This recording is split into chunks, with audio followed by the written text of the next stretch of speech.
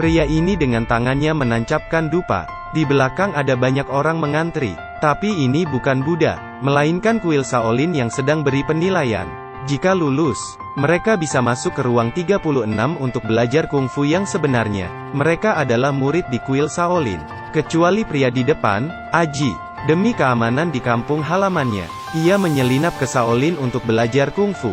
Tapi ia tidak punya dasar apapun. Tidak bisa buka kotak sama sekali. Ia bilang kotak ini rusak. Beri dupanya ke biksu di samping dan menuju ke ruangan. Biksu itu menyeretnya kembali, kasih dupa dan mendorongnya. Di situ kotak pun terbuka, tapi tangannya terkena asap dupa. Tangannya juga terjepit. Biksu tahu dia bukan dari Shaolin. Tapi Aji lulus ujian sebelumnya, dan juga lulus masuk ke ujian terakhir. Sampai di ujian terakhir, hanya sebuah pintu besi biasa. Ia melihat yang lainnya bisa lewat dengan mudah. Ia pakai seluruh kekuatannya, tapi pintu itu tidak terbuka. Lalu Aji berpikir, ia mempersilahkan orang di belakangnya dulu. Saat pintu terbuka, ia menginjak kaki itu, dan berhasil masuk ke ruang 36. Ia melihat mereka sedang melatih tangannya. Ada juga yang melatih kaki. Begitulah caranya berlatih. Ia yang penasaran coba untuk menginjak minyak di bawah. Hasilnya ia terjatuh, menabrak orang lain. Semua orang tertawa. Lalu biksu datang ke dalam ruang. Aji senang melihat mereka. Segera berlutut dan menyembah guru. Sebenarnya biksu tahu dari pertama Aji masuk ke Shaolin. Ia menyelidiki Aji. Ia tahu tujuan Aji, tapi tidak mencegatnya. Ia bilang sepertinya warna rambutmu luntur. Kalau Anda membersihkannya, saya akan mengizinkan Anda jadi murid saya. Tapi ada syaratnya. Ia melempar batu ke dalam sumur. Harus cuci dengan batu itu. Aji mengambil tali dan mengikat batu itu. Kemudian mengikat ujung tali ke tubuhnya. Ia melempar batunya. Ia berusaha cuci rambut di luar. Tapi airnya kena tubuhnya. Pelan-pelan Aji menemukan caranya. Ia mulai cuci terbalik, jongkok dan berdiri. Setelah 7 hari kerja keras, Aji berhasil cuci bersih. Ia cari biksu. Saat biksu mau menarik rambutnya, Aji berhasil menghindar. Ternyata biksu sedang menguji Aji. Lalu ia dari belakang menarik rambut palsunya. Selama Anda membangun bambu di halaman dalam, saya akan menerima Anda sebagai murid. Aji pun menyetujuinya. Menurut Anda siapa pria di depan Anda yang membangun bambu? Ia juga sambil mempelajari kungfu. Saat melihat orang di bawah latihan, ia dari atas curi-curi belajar. Hasilnya, tangannya terluka. Tapi Aji tahu kalau tidak dipaksa, ia hanya mempelajari bangun bambu saja. Ia mengabaikan rasa sakitnya. Sebaliknya terus berlatih lebih keras. Malam hari, ia tidak bisa tidur. Ia memikirkan semua trik yang dilihatnya siang itu. Menyelinap ke halaman dalam untuk berlatih. Baru menurunkan kakinya, ia ditangkap oleh penjaga, dan mendorongnya kembali. Sebulan kemudian, keterampilan Aji menjadi paham. Melihat orang di bawah sedang latihan kaki, ia di atas juga ikut latihan. Ia juga mengikat bambu di kakinya, sambil membangun sambil latihan. Orang di bawah sedang latihan Wing Chun. Ia di atas juga ikut latihan.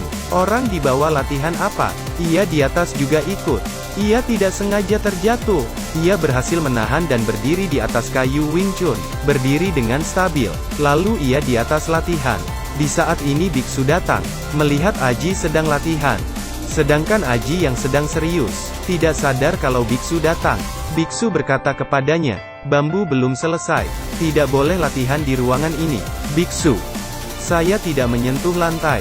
Kamu juga lihat, saya berdiri di atas kayu. Kenapa dibilang latihan di ruangan?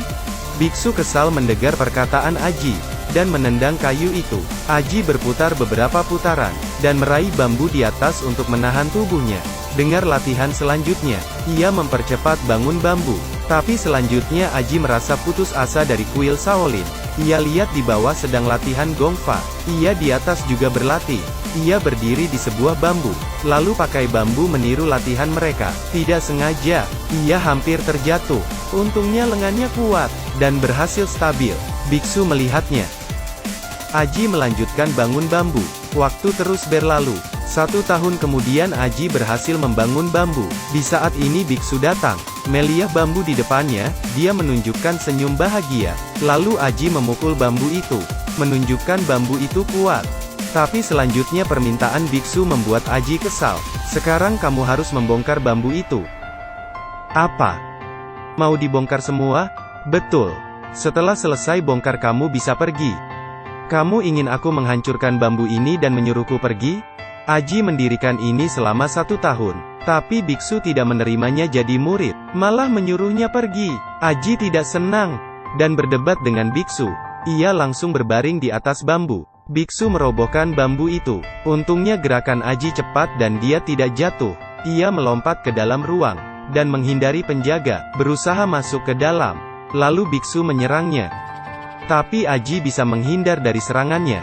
Sebenarnya ia belum tahu kalau ia sebenarnya sudah bisa kungfu. Yang hanya ia tahu, biksu hanya mengujinya.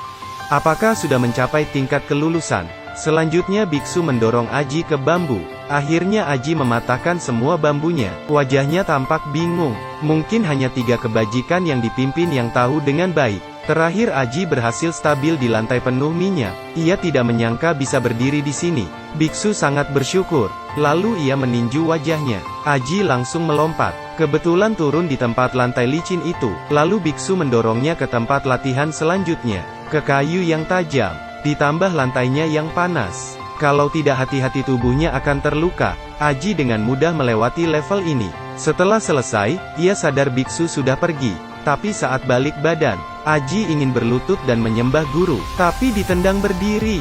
Biksu meminta Aji pergi, artinya ia tidak akan pernah menerima kebajikannya. Aji yang kecewa pun pamit dan pergi.